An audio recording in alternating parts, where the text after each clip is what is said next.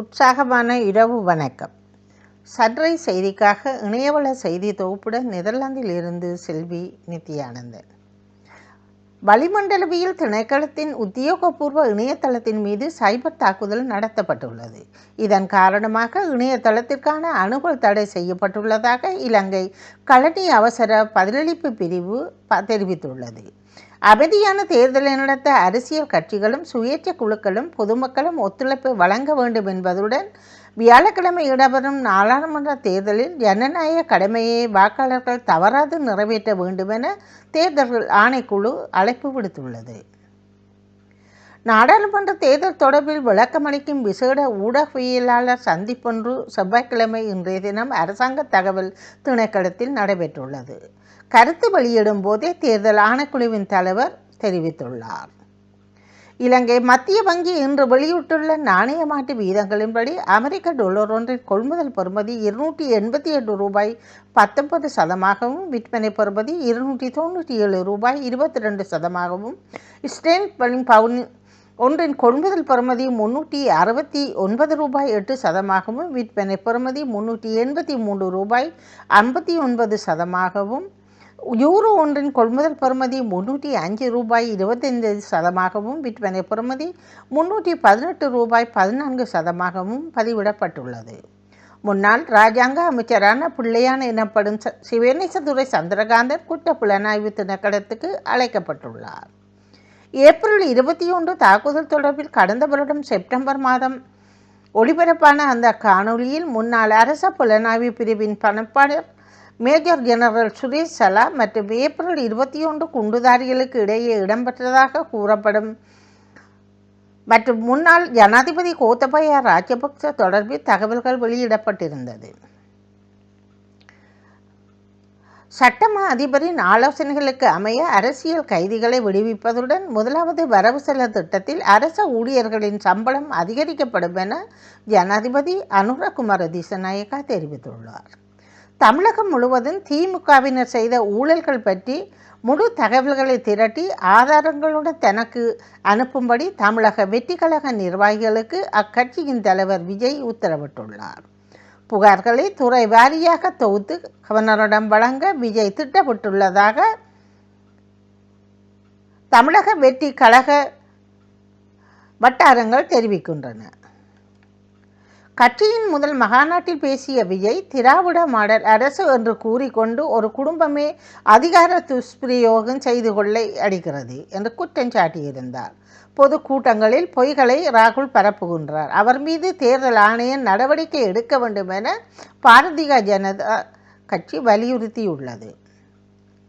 மகா மற்றும் ஜார்க்கண்டில் தேர்தல் பிரச்சாரம் தீவிரமடைந்துள்ளது. தேர்தல் பிரச்சாரத்தின் போது தேர்தல் நடத்தை விதிகளை மீறியதாகவும் தவறான தகவல்களை பரப்புவதாகவும் பாரதிய ஜனதா மற்றும் காங்கிரஸ் மாறி மாறி குற்றஞ்சாட்டி வருகின்றன.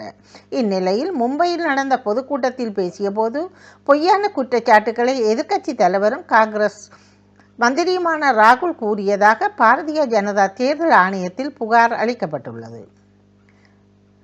அமெரிக்க அதிபர் தேர்தல் முடிவுகளால் பல உலக நாடுகள் கலக்கத்தில் உள்ளன. ஆனால் இந்தியாவுக்கு அந்த பயம் இல்லை என நம் வெளியுறவு அமைச்சர் ஜெய்சங்கர் தெரிவித்துள்ளார்.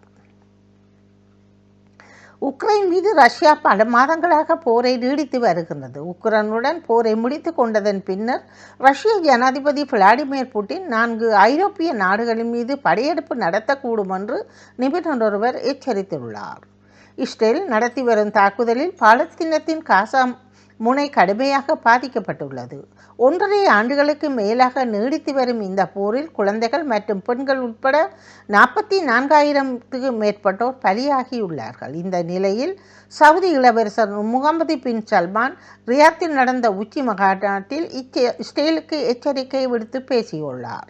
அரபு நாடுகளின் தலைவர்கள் மகாநாட்டில் கலந்து கொண்ட அவர் காசா மீதான இஸ்ரேலின் போர் நடவடிக்கையானது படுகொலை என குறிப்பிட்டுள்ளார்.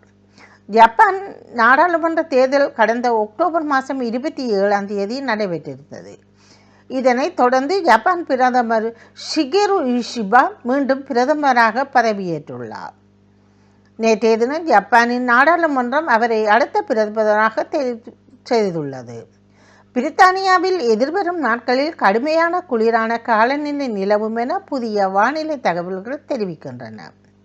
இஸ்ரேல் காசா மீது பாரிய தாக்குதலை நடத்தி வருகின்றது. லெபனானில் செயல்பட்டு வரும் ஹிஸ்புல்லா அமைப்பிற்கு எதிராக இஸ்ரேல் கடந்த மாதம் முதல் தரைவழி தாக்குதலை தொடங்கிய நிலையில் ஹிஸ்புல்லாவின் பல சுரங்க பாதைகளை கண்டுபிடித்து இஸ்ரேல் இராணுவம் அளித்து வருகின்றது. இந்நிலையில் கல்லறை தோட்டத்தின் ஹிஸ்புல்லா அமைப்பினர் அமைக்க பிரம்மாண்ட சுரங்கத்தை இஸ்ரேல் அடித்துள்ளது. நியூசிலாந்தில் காப்பகங்களை துஷ்பிரயோகத்துக்கு இரையானவர்களிடம் பிரதமர் கிறிஸ்டோபர் லக்சன் பகிரங்கமாக மன்னிப்பு கோரியுள்ளார். ஜெர்மனியில் உள்ள புலம்பெயர்ந்தோர் அந்நாட்டு மக்களுடன் ஒருங்கிணைந்து வாழ்வதற்கு மொழி ஒரு தடையாக இருப்பதாக இலங்கையிலிருந்து ஜெர்மனிக்கு புலம்பெயர்ந்த பணியாளர் ஒருவர் தெரிவித்துள்ளார். தொடர்வது விளையாட்டு செய்திகள். பாரிஸ் ஒலிம்பிக் ஏமாற்றத்துக்கு பின்னர் ஜெர்மனி தடகள வீராங்கனை அலிகா ஷ்மிட் 800 மீட்டர் தடி கொடுத்து ஓடும் ஓட்டப்பந்தயத்தில் கலந்து கொள்ள முடிவு செய்துள்ளார். இலங்கை வீரர் வனிந்து கசரங்க காயம் காரணமாக நியூசிலாந்துக்கு எதிரான ஒருநாள் தொடரில் இருந்து விலகியுள்ளார். மகளிர் பிபர்ஸ் T20 போட்டியில் லிசில்லே 150 ஓட்டங்கள் விளாசி வரலாற்று சாதனை ஒன்றை படைத்துள்ளார். சிட்னியில் நடந்த போட்டியில் கோபர்ட் ஹிரிக்கேன்ஸ் மற்றும் பெர்த் ஸ்கார்கஸ் அணிகள் மோதியுள்ளன. இத்துடன் செய்திகள் நிறைவடைகின்றன. நன்றி, வணக்கம்.